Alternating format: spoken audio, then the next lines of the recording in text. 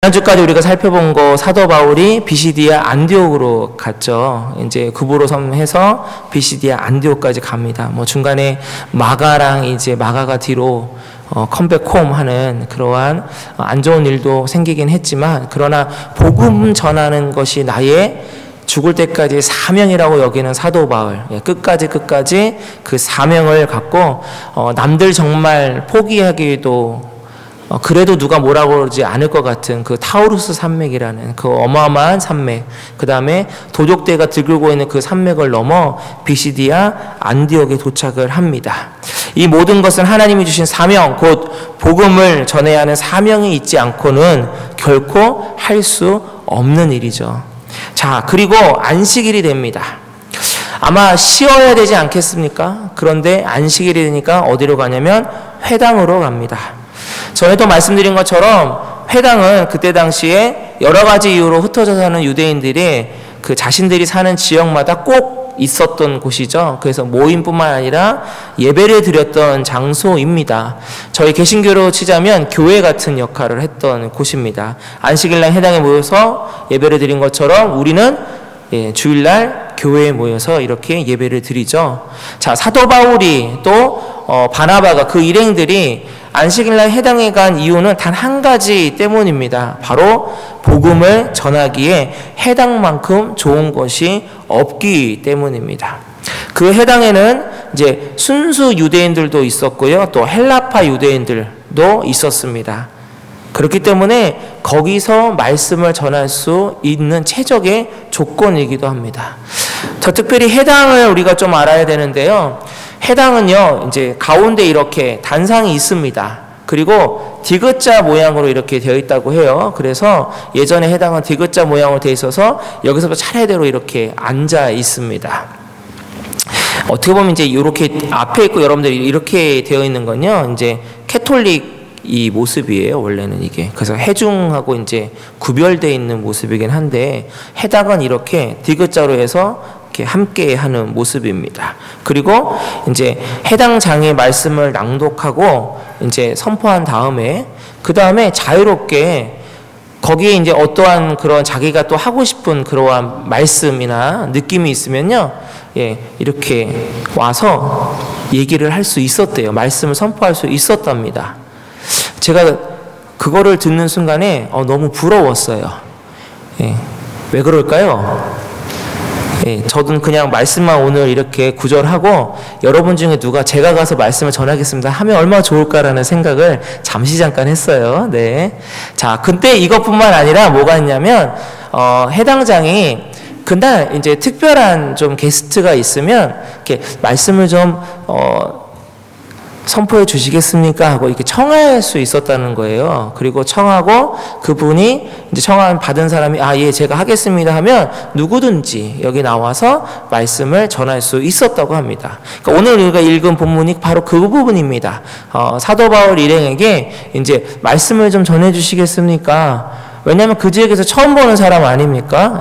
근데 아마 알긴 알았을 것 같기도 하고, 근데 거기까지는 성경이 정확하게 밝히질 않아서 몰라요. 사도 바울이 여기까지 지금 벌써 이렇게 된 건지 아닌지 모르겠는데, 하여튼 그 부분에 청함을 받고 사도 바울이 그럼 내가 말씀을 전하겠습니다. 좋은 기 아닙니까? 그죠? 그래서 그것에 응하고 말씀을 전합니다. 자, 특별히 여러분들 우리가 또 하나 기억해야 될 것은, 자, 사도행전 1장부터 여기까지 한번 쭉 기억이 나신다고 한다면 사도 바울의 설교가 들어가 있는 본문이 오늘 첫 번째입니다. 첫 번째. 모르셨죠? 알으셨어요? 자, 사도행전에 여러 설교가 나옵니다. 그 대표적으로 스데반 집사, 왜 그 돌에 맞아 죽기 전에 바로 했던 그 죽음을 각오한 그 설교가 있었고요. 또 하나는 이제 사도 베드로 설교가 있었습니다. 그리고 13장부터 베드로와 예루살렘 교회 중심이 이제 사도 바울과 전도 여행으로 바뀐다고 했잖아요. 이방의 교회들로. 그러면서 이제 드디어 사도 바울의 설교가 첫 번째로 등장합니다. 근데 여러분 한번 생각을 해보세요. 사도 바울이 오늘 이런 설교를 처음 했을까요? 아니었을 거예요. 아마 다메섹 도성에서 예수 그리스도를 만난 다음에 사도 바울은 틈나는 대로 만나는 사람마다 어떤 모임에 아마 모르겠습니다. 자기 고향 땅에 가서 직구하며 살 때에도 분명히 해당에 가가지고 아마 하나님의 이 구원의 복음의 메시지를 계속 전했을 겁니다. 그럼에도 불구하고 성경 어디에도 그 부분이 기록되어 있지 않고요. 이 사도행전을 이제 기록한 누가는 오늘 이 13장에서 드디어 그 첫 번째 사도 바울의 설교를 기록해주고 있습니다. 자, 여러분 뭐니 해도 처음은 어떻게 해요? 중요합니다. 예, 그래서 원래 이 설교를 제가 어떻게 하면은 한번 정말 집중해서 한번 볼까 하다가 솔직히 자신이 없어가지고 부끄럽지만 포기했어요. 예, 오늘 그 이유를 제가 좀 고백하면서 말씀을 나누려고 해요. 자, 여러분 오늘 본문을 제가 정독하면서 읽어주세요라고 했습니다. 여러분 아마 이 자리에 계신 뭐 제가 거의 다 아니까 아마 한두 분 빼놓고는 제가 볼 때 여기에 있는 내용을 모르시는 분은 한 분도 예, 없어요. 여기 나오는 인물 모르시는 분 있습니까? 사울, 다윗, 사무엘, 사사, 예수 그리스도, 요한 없어요. 내용도 반복입니다. 제가 이 본문을 보면서 어디서 많이 본 것 같은데 하면서 사도행전 1장부터 좀 전에 말한 스데반 집사와 사도 베드로의 설교문을 이제 꼼꼼하게 봤는데 마치 그 두 개의 사도 베드로와 스데반 집사의 설교를 합쳐놓은 걸 잘 엑기스만 뽑아놓은 것 같은 설교가 오늘 사도 바울의 설교예요. 그러니까 여러분들 저와 함께 사도행전 보면서 벌써 이런 내용들을 벌써 들었고요. 또 하나, 자, 구약의 인용의 내용들은 또 누가 하셨냐면 예수님께서 공생의 기간에 성경의 말씀을, 구약의 말씀을 인용하면서 벌써 하셨어요. 그렇기 때문에 지금 여러분들의 귀에, 여러분들의 눈에, 여러분들의 기억 속에는 지금 이게 너무나도 익숙하실 겁니다. 자, 그래서 말씀을 또 하나하나 해석하며 강의하며 나가는 것보다 솔직히 이게 잘 안 풀렸어요. 설교가 너무너무 힘들었습니다. 이게 모르는 것도 아니고 계속 반복하고 무슨 잔소리하는 것 같고 하나님 솔직히 이게 너무 힘듭니다. 예. 어제 밤새 씨름했어요.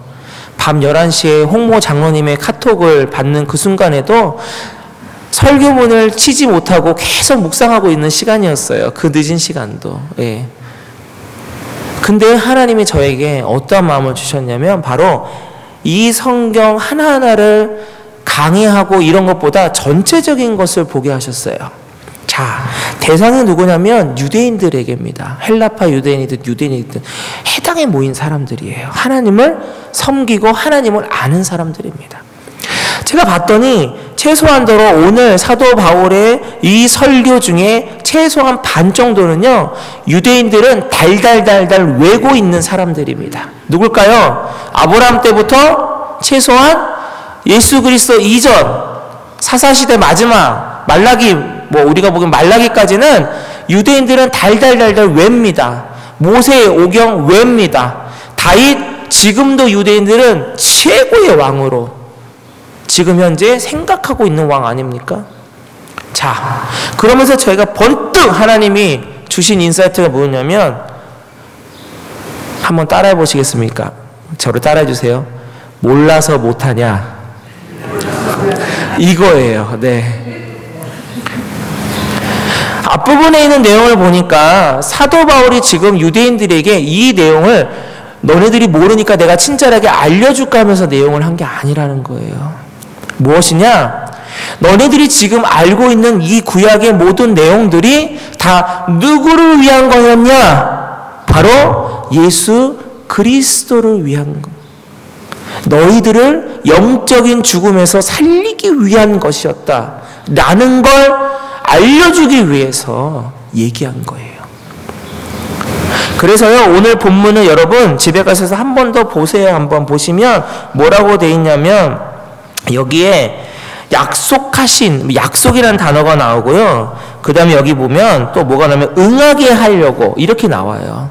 자, 이 모든 것들은 뭐냐면 언약입니다. 언약, 약속. 하나님이 벌써 계획하시고 그것들을 이루어 나아가시겠다라는 겁니다.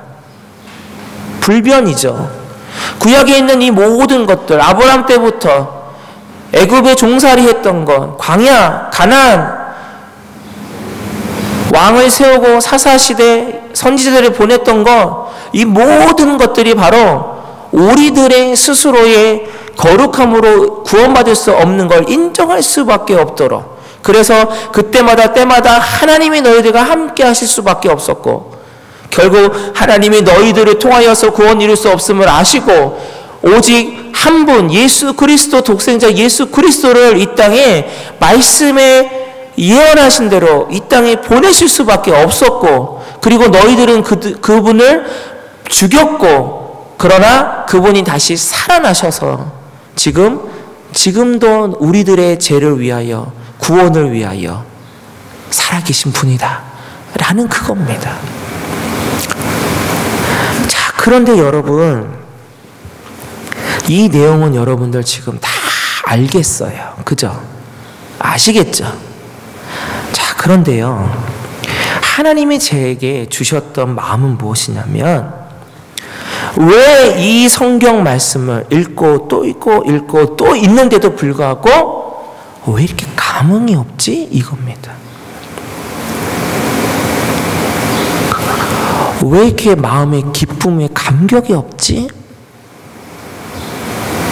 예수님이 나를 위해 오셔서 죽으시고 부활하셨다는데 왜 이렇게 감동이 없지?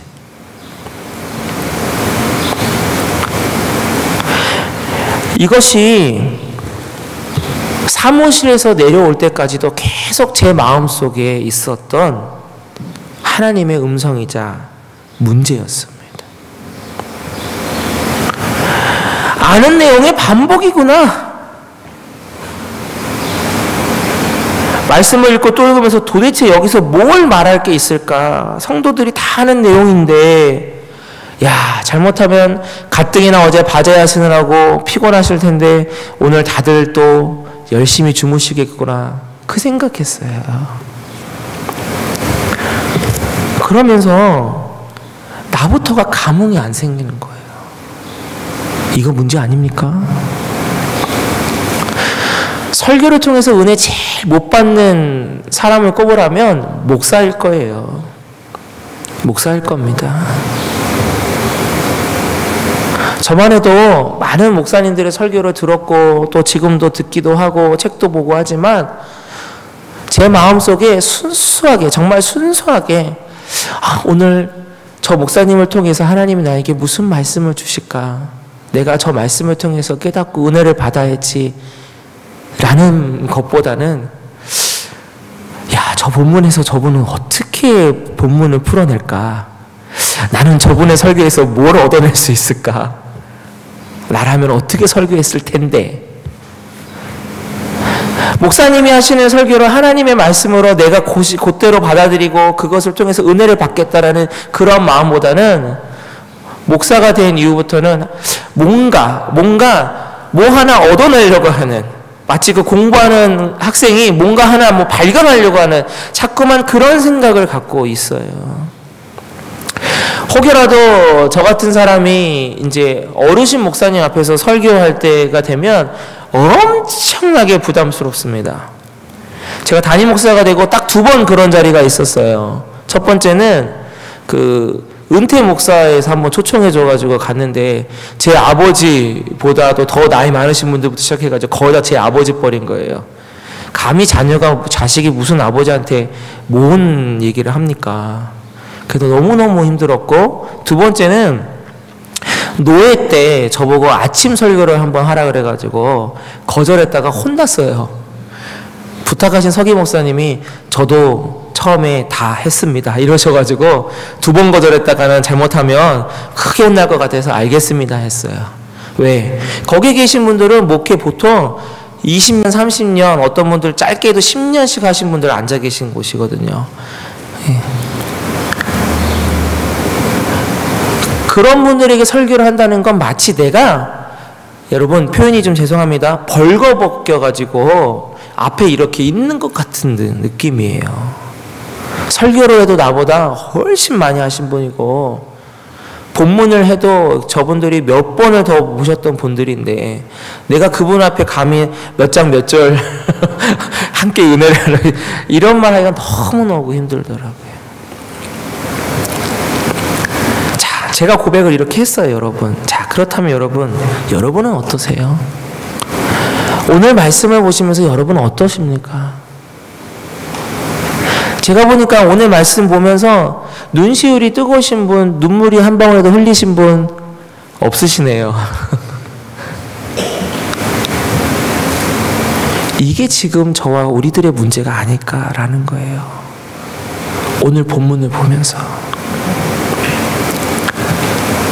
그 긴 시간부터 아브라함 때부터 아니 태초 창조 때부터 하나님이 우리들을 위하여 그 놀라운 계획 속에서 이렇게 이루어 나가시려고 한치의 옵차도 없이 이루어 나가시려고 그렇게 무지하게 애쓰고 애쓰셨는데 우리는 떡하니 예수님 믿고 구원받았다 할렐루야 아멘 하고 그 감동을 그때 그 시간만에 잠깐 누리고 잠깐 기억하고 또 그러다가 가끔씩 제가 참 많다고 느껴지는 그 순간 아니면 어떠한 찬양을 들을 때 왜 그런 거 있잖아요. 찬양 속에 감성을 또 터치하니까 그럴 때 잠깐 혹여라도 정말 가뭄에 콩나듯이 설교를 듣다가 아니면 말씀을 보다가 정말 가뭄에 콩나듯이 가끔씩 그때만 살짝 그 감동을 기억하고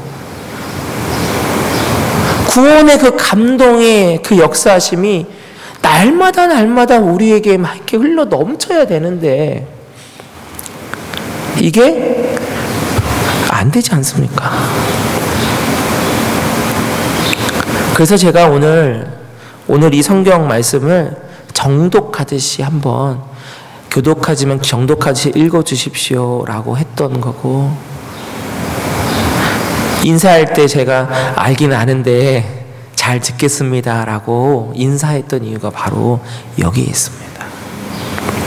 그리고 부족한 목사가 여러분들에게 먼저 고백합니다.